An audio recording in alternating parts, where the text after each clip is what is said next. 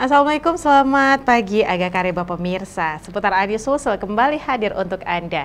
Akan kami hadirkan berikut 3 tayangan yang akan kami hadirkan pada seputar Adi Sulsel kali ini. Diduga basmi sarang tawon atap tribun lapangan pemuda Benteng di Selayar itu terbakar. Tolak hasil seleksi bakal calon kepala desa, ratusan massa merusak baliho Ketua Asosiasi Pemerintah Desa seluruh Indonesia.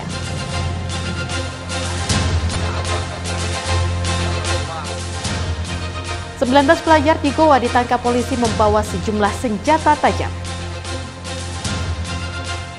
Dan cuplikan tadi kami juga akan hadirkan informasi lainnya untuk Anda. Bersama saya Nani Jamal, inilah seputar Adi Sulsel selengkapnya.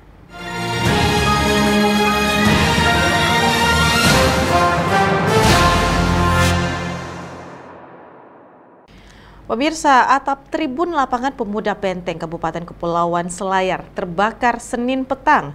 Api dengan cepat membesar langsung menjalar ke seluruh bangunan yang terbuat dari kayu. Kebakaran diduga terjadi saat pembersihan sarang tawon dengan cara pengasapan.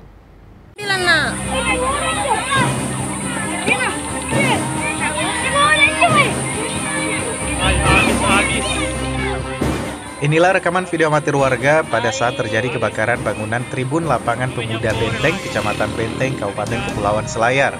Peristiwa kebakaran ini terjadi Senin petang, api dengan cepat membesar langsung menjalar ke seluruh bangunan yang terbuat dari kayu. Api baru dapat dipadamkan setelah 4 unit mobil pemadam kebakaran diterjunkan ke lokasi. Kebakaran ini bermula ketika salah seorang pegawai Pemda Kabupaten Kepulauan Selayar sedang melakukan pembersihan sarang tawon dengan cara pengasapan. Tak lama berselang, asap tiba-tiba muncul dan membumbung tinggi hingga mengeluarkan percikan api dari atap bangunan Tribun Lapangan Pemuda Benteng. Peristiwa ini masih dalam proses penyidikan pihak kepolisian setempat. Dari Selayar, Dirman Anwar, iNews melaporkan. Tolak hasil seleksi bakal calon kepala desa, ratusan massa merusak baliho Ketua Asosiasi Pemerintah Desa seluruh Indonesia. Tidak hanya merusak baliho, Ketua Abdesi massa yang kecewa dengan hasil seleksi juga memblokade Jalan Poros Galesong, Kabupaten Takalar.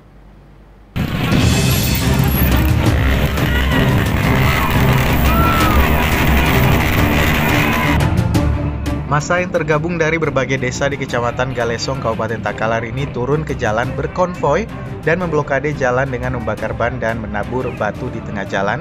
Sambil melakukan konvoi kekesalan, massa juga merusak baliho Ketua Abdesi Takalar. Aksi ratusan massa ini sudah berlangsung hingga hari ketiga karena menolak keputusan panitia pemilihan desa di tingkat kabupaten yang menggugurkan beberapa bakal calon kepala desa. Kekecewaan massa tidak hanya dilakukan dengan memblokir jalan dan merusak baliho Ketua Abdesi, massa juga menyegel beberapa pintu masuk kantor desa dengan menggunakan las listrik. Massa meminta agar hasil seleksi bakal calon kepala desa bisa dibatalkan. Pokoknya masyarakat di sini berharap agar kiranya apa yang menjadi hal yang mencederai demokrasi ini bisa ditolak ataupun paling tidak diulang kembali atau ditunda. Pokoknya harga mati apa yang menjadi keputusan kemarin itu dengan hasil tes yang cenderung direkayasa itu kami menolak. Diketahui sebanyak 19 desa di Kabupaten Takalar yang meminta hasil seleksi calon kepala desa dengan jumlah peserta 37 orang dibatalkan karena diduga ada kecurangan yang dilakukan oleh panitia pelaksana seleksi calon kepala desa. Dari Kabupaten Takalar, Bukma iNews melaporkan.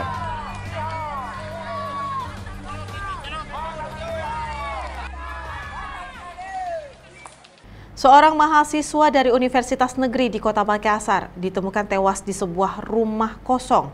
Aparat kepolisian dan tim Dokpol yang tiba di TKP langsung mengevakuasi jasad korban dan melakukan olah TKP.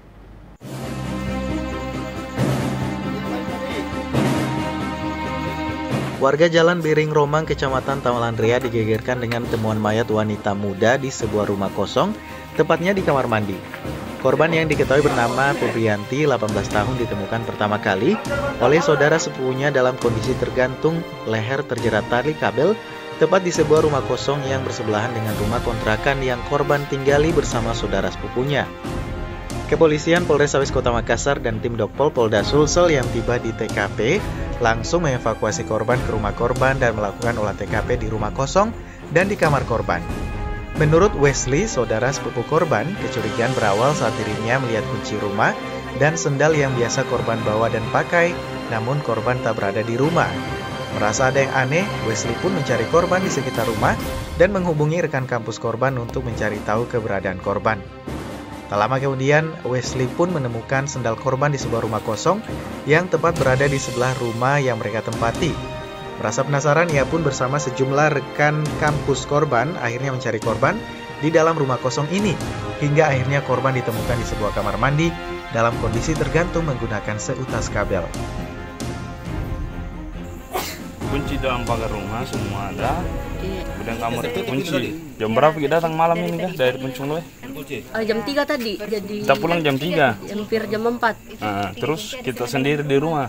Iya, enggak ada rasa curiga karena kira udah berangkat ke kampus kan. Sampai jam 7 enggak kuan itu. Tapi kucet ji. Silo. Kucet tapi masih centang 2, kira HP-nya kan biasanya kalau pengkaderan HP-nya dikumpul. Kira HP-nya dikumpul gitu.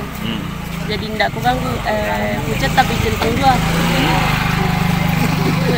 Pas jam 7-an ke atas udah mulai cari-cari. Gimana?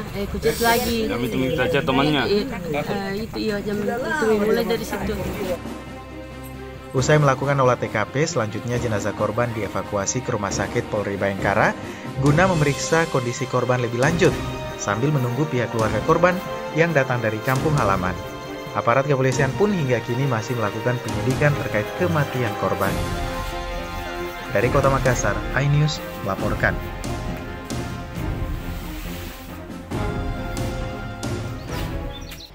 Pemirsa, 19 remaja yang masih berstatus pelajar sekolah menengah atas atau SMA di Kabupaten Goa ditangkap polisi setelah kedapatan membawa sejumlah senjata tajam jenis badik dan busur. Tangisan keluarga dan pelaku pun tak terbendung saat para pelaku memohon dan meminta maaf kepada orang tuanya.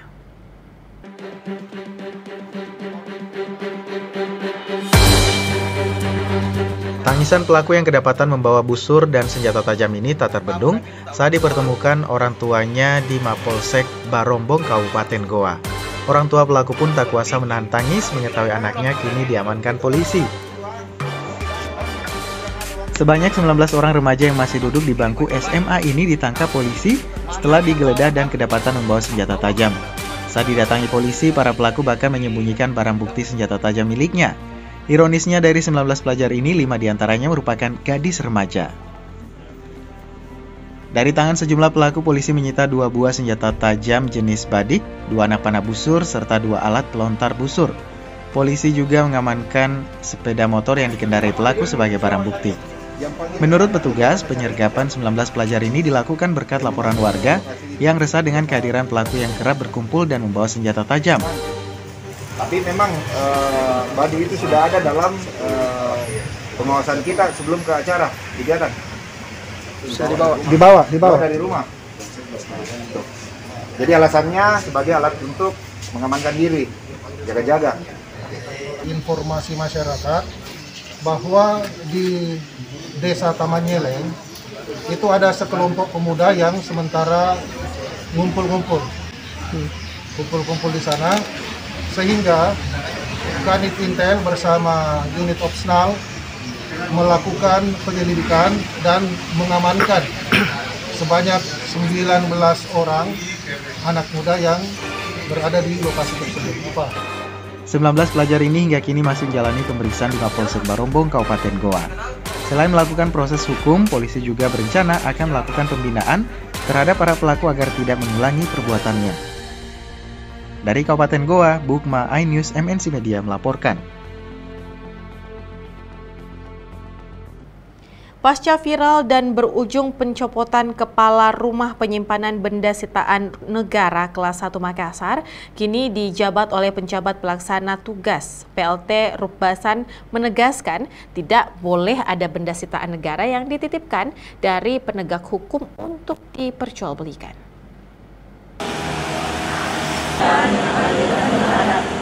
Pasca viral dan terbukti menjual motor di gudang penyimpanan benda sitaan negara berujung pada pencopotan Kepala Rukbasan yang terletak di Jalan Rutan Kota Makassar. Kini kantor wilayah Kementerian Hukum dan HAM Sulsel menunjuk pelaksana tugas atau PLT Kepala Rumah Penyimpanan Benda Sitaan Negara. PLT Rukbasan Muhammad Amir mengajak sejumlah awak media untuk melihat dan menjelaskan bahwa benda sitaan di Rukbasan merupakan barang yang dititipkan aparat penegak hukum, baik dari kepolisian dan kejaksaan. Muhammad Amir mengatakan Kanwil Kemenkumham sudah memeriksa yang bersangkutan ex-kepala Rukbasan dan menegaskan pihak Rukbasan hanya bertugas merawat dan memelihara barang yang disita sampai ada putusan hukum dan tidak untuk dijual. Pihak Kanwil yang turun ke lapangan sudah memeriksa dan ditindaklanjuti dengan adanya PLT dan yang bersangkutan untuk sementara tetap dalam proses. Sebenarnya prosedur tentang barang yang dititipkan ke Rukbasan kelas 1 Makassar, kita hanya mempunyai fungsi menjalin kerjasama dengan aparat penegak hukum lainnya untuk merawat, memelihara barang yang dititipkan kepada kami. Berarti tidak untuk dijual? Tidak untuk dijual. Dari pantauan tim iNews, di dalam Rukbasan terdapat puluhan kontainer yang berisi kayu sitaan ilegal logging, sejumlah kendaraan dari minibus, truk pengangkut narkotika jenis sabu, hingga ekskavator, bahkan terdapat jet ski terkait kasus korupsi mantan Gubernur Sulsel Nurdin Abdullah. Sejumlah gudang penyimpanan Rukbasan juga dipenuhi kendaraan roda 2 hingga solar yang merupakan bukti hasil kejahatan. Dari Makassar, tim liputan iNews melaporkan.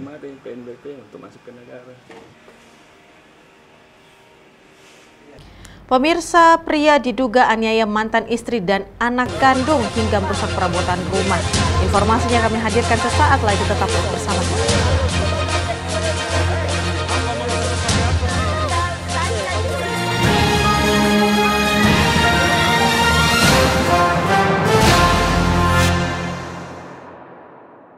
Dan cobalah mari kita semua saling menyayangi dan saling berbagi, dan bersama untuk hadapi bencana, kelak sambut pagi dan cerah mentari.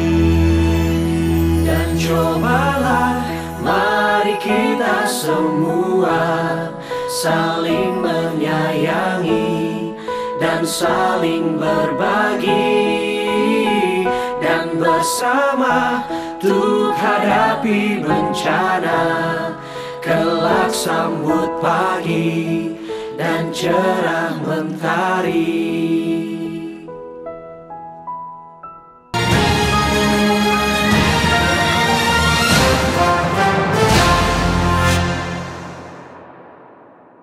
Terima kasih Anda masih bersama kami, pemirsa. Diduga karena faktor ekonomi, seorang wanita yang tengah dalam kondisi hamil berusia 5 bulan tertangkap basah mencuri ponsel milik salah seorang pengunjung pasar di Kecamatan Biringkanaya, Kota Makassar. Pelaku yang juga diketahui merupakan seorang residivis dievakuasi oleh petugas untuk menghindari amukan warga.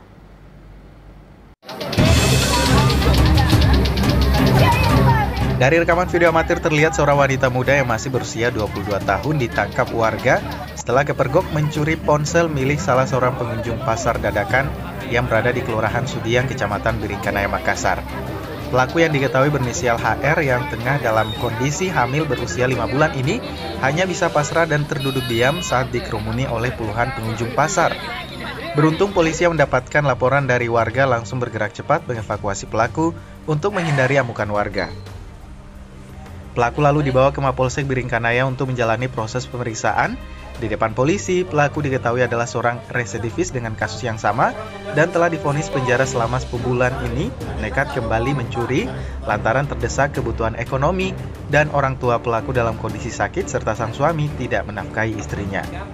Modus pelaku mengincar korban saat menyimpan ponselnya di kantong jaket di saat tengah berada di kerumunan pengunjung pasar.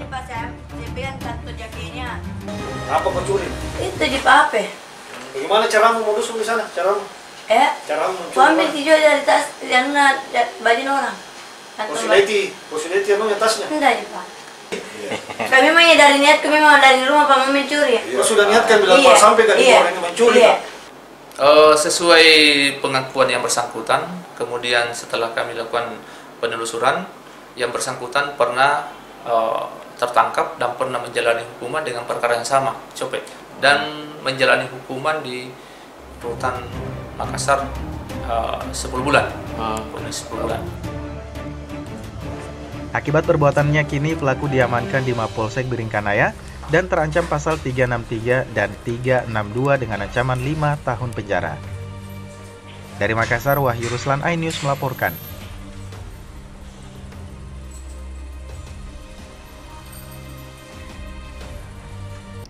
Pemirsa, seorang pria yang melakukan aksi penganiayaan terhadap mantan istrinya dan anak kandungnya serta merusak perabotan rumah di Kota Makassar. Pelaku melakukan perbuatannya lantaran kesal ditolak bercinta oleh mantan istrinya.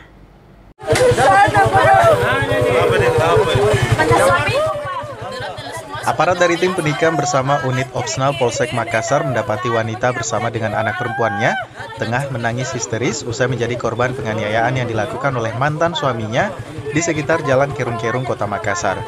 Polisi yang menerima laporan dan mendapati hal tersebut kemudian langsung menangkap pelaku berinisial SR 45 tahun yang diketahui masih berada di tepi jalanan sekitar lokasi dan belum sempat kabur dengan mengendarai sepeda motornya. Sementara itu, selain melakukan pemukulan serta menendang mantan istri dan anaknya, pelaku juga turut mengamuk dengan melakukan pengerusakan sejumlah perabotan di dalam rumah yang ditinggali oleh korban. Berdasarkan interogasi polisi, sebelumnya pelaku dan korban telah bercerai sejak 1 tahun yang lalu. Kasih Humas Polrestabes Makassar AKP Lando Sambolangi mengatakan, kejadian ini berawal saat pelaku tiba-tiba datang ke rumah korban dan membekap istrinya yang tengah tertidur untuk bercinta. Namun karena ditolaknya, pelaku kemudian naik pitam hingga memukul mantan istrinya, kemudian memukul anak perempuannya yang mencoba membela ibunya. Laki-laki dan perempuan ini sebenarnya mantan suami istri. Untuk kronologinya seperti apa? Ya, ini mantan suami istri datang ke rumah mantan istri dan mendekap mantan istrinya, namun mantan istrinya menolak sehingga marah mendorong mantan suaminya dan suaminya marah. Untuk proses hukum lebih lanjut, pelaku kemudian dibawa ke Mapolsek Makassar guna dilakukan pemeriksaan. Polisi juga memanggil korban, yakni mantan istri pelaku dan anaknya guna dimintai keterangan. Dari Makassar, Leo Muhammad Nur, iNews melaporkan. Pemirsa, aksi pencurian puluhan minuman saset dan 1 unit handphone milik penjaga warung makan Eyang di Jalan Bontobila, Kecamatan Manggala, Kota Makassar terekam kamera CCTV. Modus pelaku yakni berpura-pura memesan makanan sembari pelaku mengambil handphone di dalam laci kasir.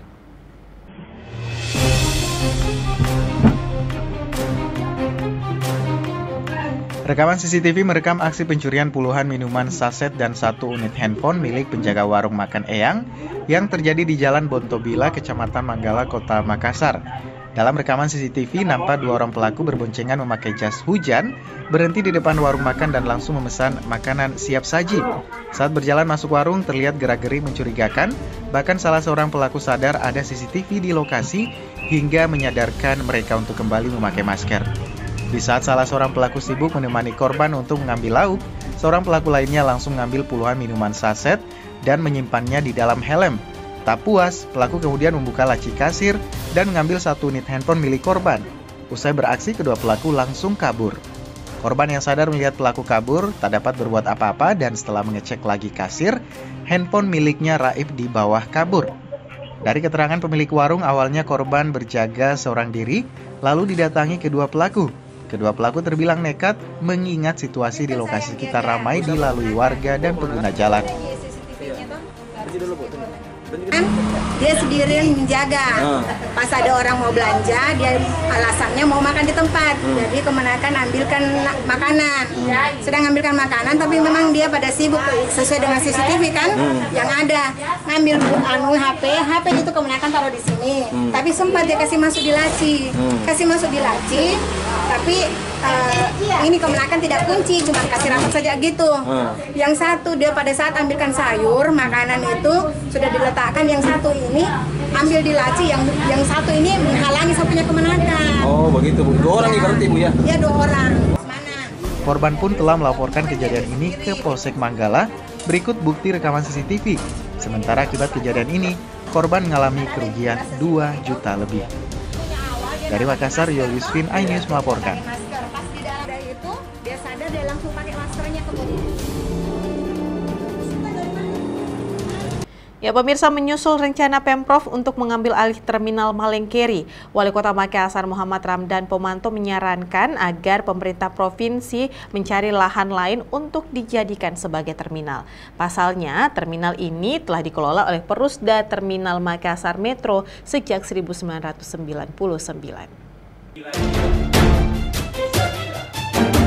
Pemerintah Provinsi Sulsel melalui Dinas Perhubungan bakal mengambil alih Terminal Malingkeri di Kota Makassar. Pasalnya, Terminal Malingkeri merupakan terminal PPB yang seharusnya dikelola di bawah pemerintah provinsi. Selama ini pengelolaan terminal yang berlokasi di Jalan Malingkeri Raya ini berada di bawah kewenangan pemerintah Kota Makassar melalui PD Terminal Makassar Metro. Sementara itu, Wali Kota Makassar Muhammad Ramdan Pomanto memperjelas bahwa aset ini bukan lagi milik pemerintah kota. Aset terminal ini sudah dialihkan sejak tahun 1999 ke Perusda Terminal Makassar Metro. Menurut Wali Kota Makassar, tidak ada gunanya Pemprov Sulsel menagih aset tersebut ke Pemkot Makassar karena sudah menjadi aset Perusda Terminal Makassar Metro dan secara undang-undang ini terlindungi. Wali Kota Makassar menyarankan Pemprov Sulsel mencari lokasi baru untuk membuat terminal dan Wali Kota meminta Dinas Pertanahan dan Inspektorat untuk bersurat ke Pemprov Sulsel terkait kejelasan statusnya. Tetap tidak akan diserahkan ke Pemprov. Tidak boleh diserahkan, bukan masalah diserahkan atau tidak. Undang-undangnya begitu. Tidak tercatat di aset di pemerintah kota. Jadi salah kalau dia minta pemerintah kota menyerahkan, karena bukan asetnya kita sekarang. Jadi kalau dia bilang pemerintah kota menyerahkan, apa kita menyerahkan? Tidak terjalan, tidak masuk dalam aset kita lagi. Artinya Pemprov yang harus berhubungan dengan terminal langsung Pak ya? Tidak bisa juga. Tidak bisa juga. Jadi prinsipnya adalah cari nih lokasi baru untuk bikin terminal baru. Dari Makassar, Erwin, iNews melaporkan. Sebuah mobil truk mengalami kecelakaan di Kabupaten Bone. Mobil yang diduga mengangkut solar bersubsidi terguling setelah sopir menghindari mobil lain yang sedang parkir. Akibatnya, jerigen yang berisi solar berserakan di jalan. Beruntung kecelakaan ini tidak menelan korban jiwa, namun truk mengalami kerusakan yang cukup parah. Sebuah mobil truk Isuzu dengan nomor polisi DD8813HF mengalami kecelakaan tunggal di jalur Proros Sinjai Bone, tepatnya di Desa Lakukang, Kecamatan Mare, Kabupaten Bone. Mobil yang dikemudikan oleh Anwar, warga Tanete, Kabupaten Bulukumba, mengangkut 10 ton solar yang akan dibawa ke Kabupaten Morowali, Sulawesi Barat. Kecelakaan ini berawal saat mobil yang berisi 10 ton solar bersubsidi ini oleng ke kiri lantaran sopir truk tidak mampu menguasai mobil yang dikemudikannya saat menghindari mobil yang sedang berhenti. Mobil yang bermuatan berat ini langsung oleng dan terguling ke arah sebelah kiri jalan yang mengakibatkan ratusan jerigen yang berisi solar tersebut langsung jatuh dan berserakan di jalan. Tak hanya itu, mobil truk juga mengalami kerusakan yang cukup parah pada bagian depan. Ada mobil PT saya berhenti di depanku, saya masuk, oleng nggak bisa masuk. Jadi barang buktinya sudah dibawa ke Polsek atau ke Polres? Sementara untuk depannya ke Polres, itu yang kita upayakan sementara ini. Nah, mobil truk yang kita buat mengangkut itu BB-nya akan dibawa. Pihak kepolisian akan melakukan penyelidikan lebih lanjut untuk mengetahui apakah solar yang ada dibawa ke Kabupaten Morowali, Sulawesi Barat tersebut ilegal atau tidak. Dari Kabupaten Bone, Bulan Sri Indramaya, iNews melaporkan.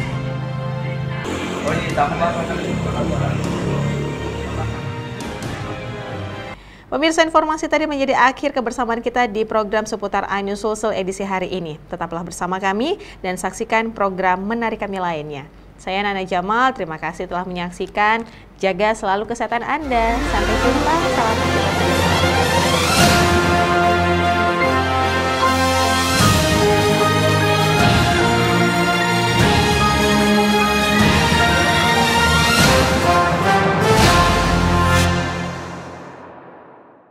Dan cobalah mari kita semua saling menyayangi dan saling berbagi, dan bersama untuk hadapi bencana, kelak sambut pagi dan cerah mentari.